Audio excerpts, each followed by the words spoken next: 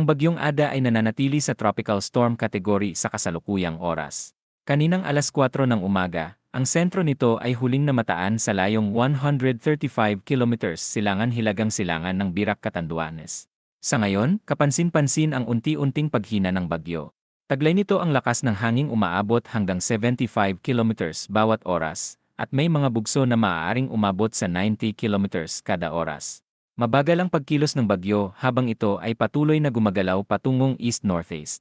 Batay sa pinakahuling satellite image, makikita ring numinipis na ang mga kaulapan na minsang nakaapekto sa malaking bahagi ng Luzon, subalit mariing ipinapaalala na hindi pa rin dapat maging kampante ang ating mga kababayan. Patuloy pa ring makararanas ng malalakas na hangin at pag-ulan ang eastern sections ng Luzon, lalo na sa Catanduanes, gayon din sa mga lalawigan ng Isabela, Aurora, Quezon, Marinduque, Romblon, at sa kabuuan ng Bicol Region. Mayroon ding pabugso-bugsong hangin at panakanakang pag-ulan na inaasahan sa Northern Samar. Samantala, batay sa ating weather forecast model, patuloy na minomonitor ng mga meteorolohista ang posibilidad ng panibagong sama ng panahon na maaaring mabuo sa susunod na linggo. Ipinapakita ng mga paunang datos na may unti-unting pagbuo ng sirkulasyon ng hangin, kasabay ng pagdami ng mga kaulapan sa silanganing bahagi ng Mindanao.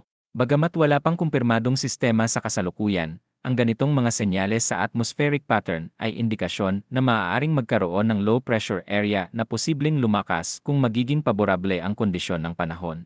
Dahil dito, mahalagang manatiling alerto ang mga lokal na pamahalaan at ang publiko, lalo na sa mga baybaying lugar, dahil posibleng magdala ito ng pag-ulan, pabugso-bugsong hangin, at pag-alon sa karagatan. Patuloy nating babantayan ang magiging galaw at pag-develop ng sistemang ito, at magbibigay tayo ng agarang abiso sakaling magkaroon ng mas malinaw na banta sa mga susunod na araw.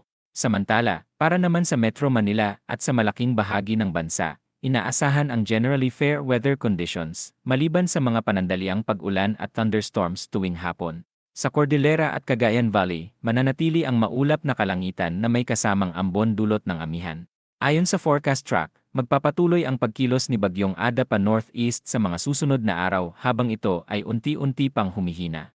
Posible itong maging tropical depression sa Martes, at tuluyang humina bilang low pressure area pagsapit ng Huwebes, bunsod ng pag-igting ng amihan na maaari ring magdulot ng looping movement. Nananatili ang Tropical Cyclone Wind Signal number 2 sa Catanduanes at sa silangang bahagi ng Camarines Sur, habang Signal number 1 naman sa ilang bahagi ng Isabela, Aurora, Quezon, Marinduque, Romblon, Bicol Region, Masbate, at Northern Samar. Para manatili kayong updated sa pinakabagong lagay ng panahon, huwag kalimutang i-click ang subscribe button para sa napapanahong weather updates.